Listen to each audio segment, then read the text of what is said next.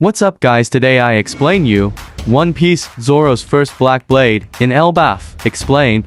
And don't forget to like this video, subscribe this channel, because we are close to hit the 1200 followers and now have fun with the video.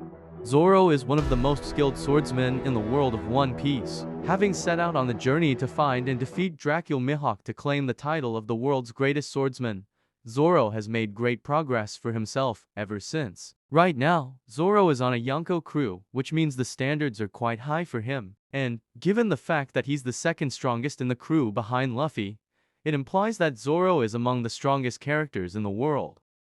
That said, Zoro is far from his peak, and still requires more power. While strength can be achieved by training the body, Zoro can also strengthen not only himself, but also his swords. Curiously enough, the concept of strengthening one's swords was introduced in the Wano Country arc, and fans know that there is a way for Zoro to get even stronger if he does manage to achieve the power of blade blackening.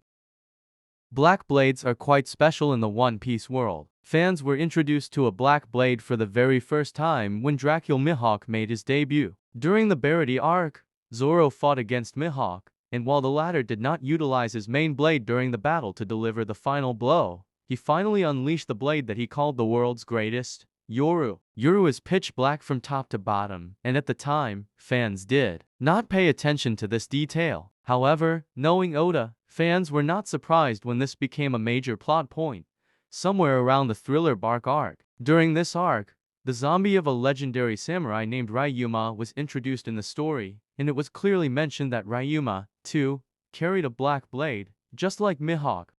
This black blade was Shusui, one of the 21 grade swords. Shusu is said to be incredibly sturdy, much of which was down to its blackening. This blade came into Zoro's possession in the Thriller Bark arc, and lasted all the way up to the Wano Country arc, where he returned it to the people of the land in exchange for Enma. Of course, this was a personal loss for Zoro, but not so much in terms of power, when considering the fact that Zoro received an even stronger blade and one which helped him tap into the powers of Conqueror's Haki, along with letting him access the advanced form of armament Haki as well. Enma ended up becoming a massive tool for Zoro to progress in One Piece.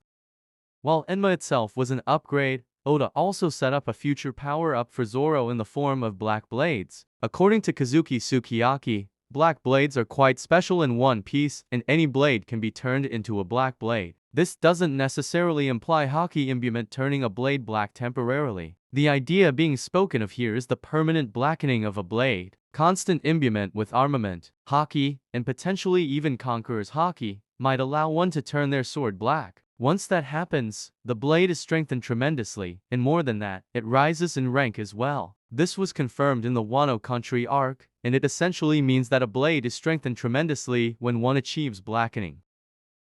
One Piece is finally in its final saga, and that means all the Straw Hats must be getting close to their peaks now. Luffy has already become a Yonko, and while he isn't at the peak of his powers, he is quite close. The same can be said for the remaining Straw Hats. All of them should be close to their peaks right now, which means Zoro should also be close to reaching a level where he can defeat Mihawk. Zoro has already tapped into the power of advanced Conqueror's Haki as well, and not much is left for him to reach the same level as the likes of the Admirals and, eventually, the Yonko.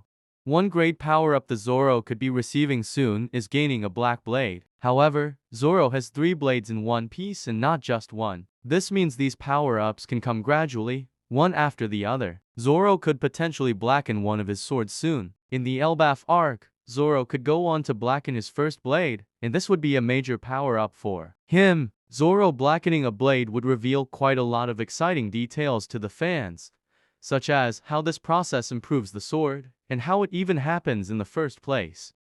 Fans are also eager to know how blackening improves a swordsman, and whether or not it can improve the overall power as well as efficiency of the blade. There are a lot of questions that are unanswered at this point in time, and they will be only tackled once Zoro does go on to blacken his first sword.